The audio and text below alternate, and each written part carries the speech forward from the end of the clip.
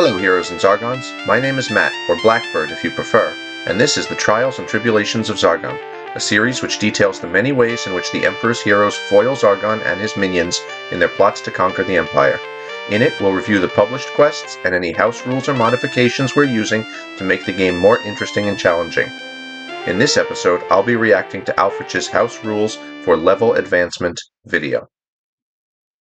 The leveling system we're using is, without a doubt, the most complex of all our homebrewed rules and modifications. The system Alfred set up, and introduced me to, expands and improves upon arguably the most important part of HeroQuest, the heroes.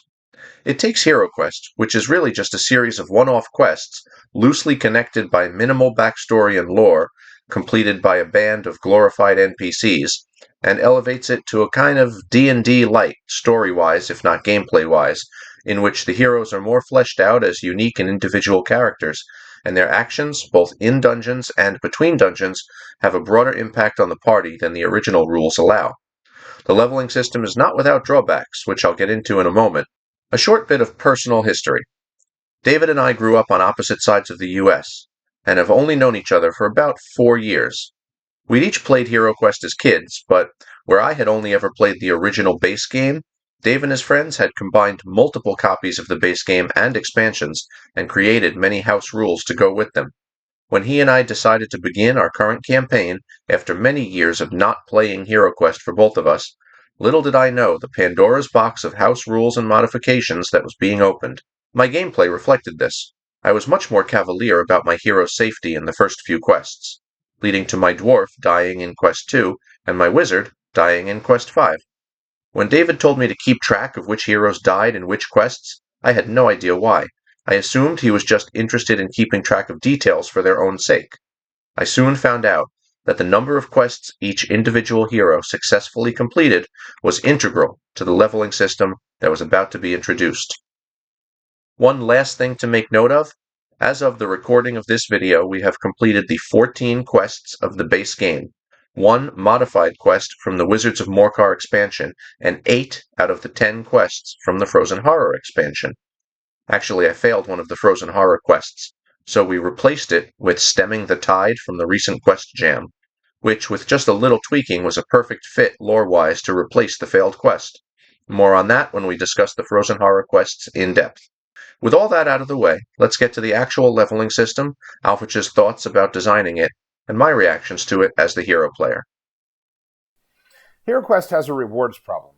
Namely, gold is one of the ways to provide heroes with small, frequent rewards for exploration and risk, but the gold has limited uses. The way the game system itself has tried to solve the problem is through one-use items. All quest packs provide an alchemist shop, and both Wizards of Morcar and Barbarian quest packs open up the option to hire mercenaries. These are helpful solutions, but every hero player I've ever played with has been reluctant to use one-off items and reluctant to buy them. Yes, one-off items are to be hoarded, and not to be used except in the direst of circumstances. There is always another monster or trap waiting for heroes, so if you can get out of whatever current trouble you're in without using your items, do so. 500 gold for a single potion from the alchemist shop is a steep price.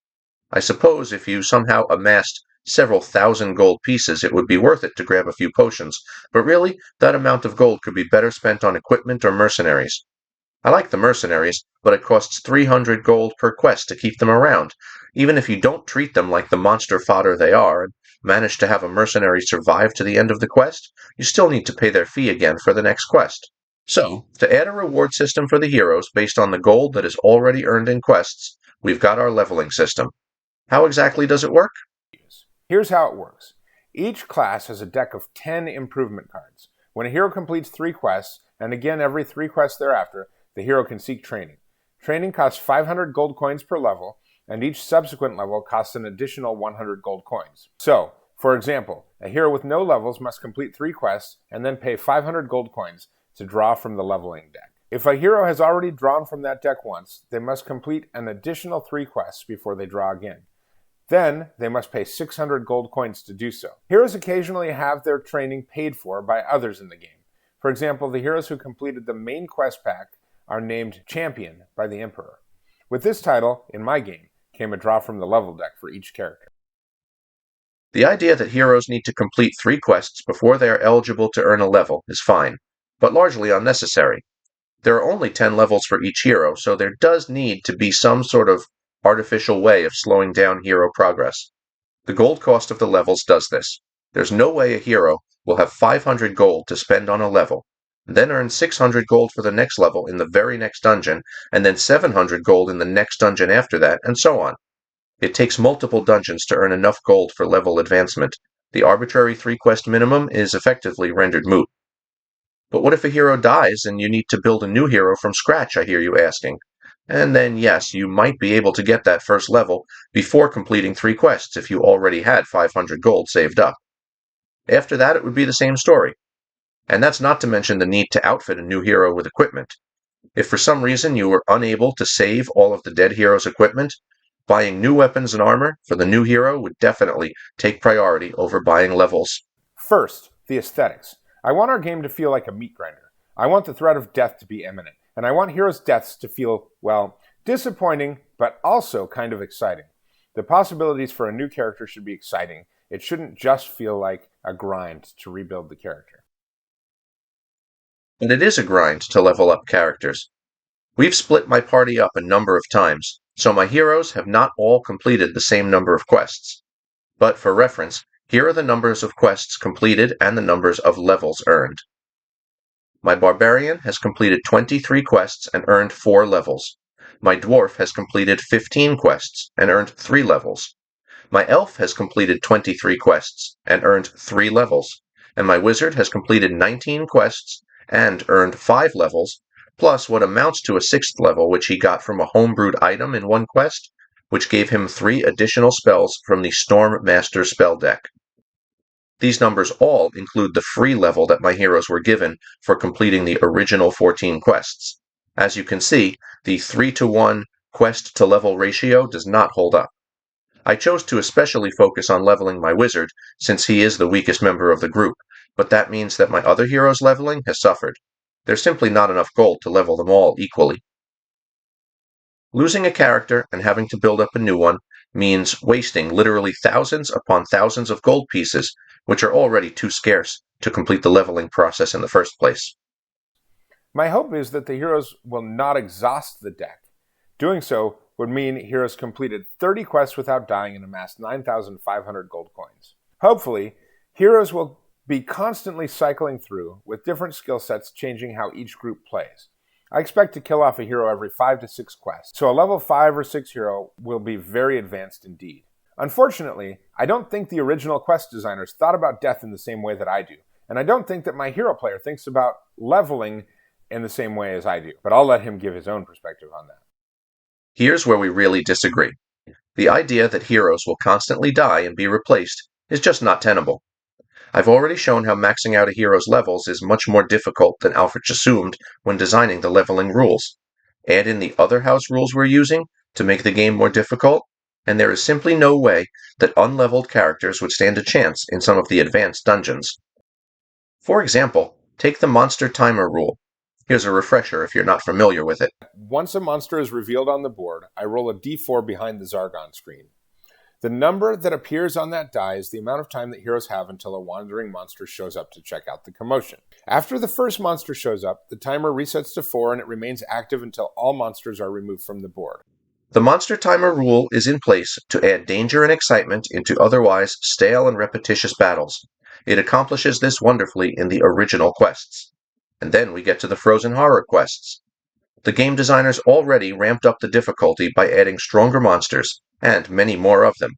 The best strategy for heroes is to basically run and gun, staying out of range of these strong monsters whenever possible, and sometimes simply running away from them.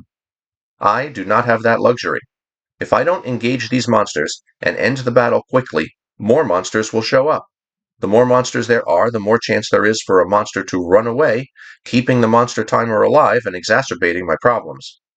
Unleveled heroes, charging headlong into a close-quarters melee battle with polar warbears and yetis, will not survive. And this isn't speculation, by the way. We've been playing the Frozen Horror quests with a party consisting of my elf, my wizard, my old barbarian, and a new barbarian. I've sacrificed so many new barbarians that I've stopped giving them names each time I bring a new one in to start a quest. I know that their only function is to be a meat shield for the other party members, and I just hope I can salvage their equipment for the next new barbarian that comes along. Then, of course, there is the unbalanced nature of the level decks themselves. The decks are inherently unbalanced, both within themselves and against each other. I've decided that I'm okay with that. HeroQuest is a swingy game, and it's hard to have great highs without the potential for lows. Probably, the least exciting draw in each deck is either a body point or a mind point. However, that mind point draw can become incredibly exciting if the hero subsequently draws a cool skill. This is fine. Not all levels are created equal. As far back as Dragon Warrior for the NES, my first introduction to role-playing games, leveling up yielded unequal stat increases. But again, these levels were always progressing, not being erased to start from scratch halfway through the game. As Alfred admits, the levels work best in conjunction with one another. Extra mind points, for example, are most useful to facilitate other levels that are reliant on them. That's not to say that the quote-unquote boring levels don't have a useful place of their own. They certainly do. 2 of my barbarian's 4 levels are extra body points. Add those to the 2 body points he gets from the Amulet of the North artifact, and he's up to 12 starting body points. Very helpful when facing polar warbears that wield 8 attack dice. We'll discuss each character's level deck in depth in future videos, but I'll leave you with a few thoughts about my favorite levels so far. For the Elf and Wizard, expanding their magical repertoire has been extremely helpful. Increased magical capacity and superior elven magic let me add the spell Double Image to my elf's casting ability. This is an extremely powerful defensive spell, which causes enemy attacks to fail outright 50% of the time. What doesn't kill you, and again increased magical capacity, let me add 3 chaos spells to my wizard's spell deck. Lucky card draws gave me Firestorm, Summon Orcs, and Sleep, which greatly increased my wizard's ability to join in battles, not having to worry about exhausting my battle-worthy spells too quickly. Powercaster doubles the power of all my attack spells, making even the lowly Fire of Wrath quite dangerous. Finally, the barbarian skill Follow Through, which we affectionately nicknamed after an internet meme, referencing the number of monsters you can attack, 2, and the number of swords the barbarian attacks with, 1. I'll leave you to infer the rest. This skill is limited in its usefulness, but very effective at the right times. Since a prerequisite for using this skill is that your first attack must kill a monster, its best uses come in rooms packed full of orcs and goblins. Stronger monsters have a better chance of surviving the first attack, and smaller mobs of monsters can be finished off by the other heroes. Rooms with 6 to 8 orcs and goblins are the ideal spot for this skill, again because my goal is to clear out monsters as quick as possible to avoid the wandering monster timer. That's it for now. Please like, subscribe, and let us know in the comments below what you think about this or other HeroQuest leveling systems. Future videos will discuss each character's level deck in detail, and maybe I'll learn something from them about the levels that I've yet to earn.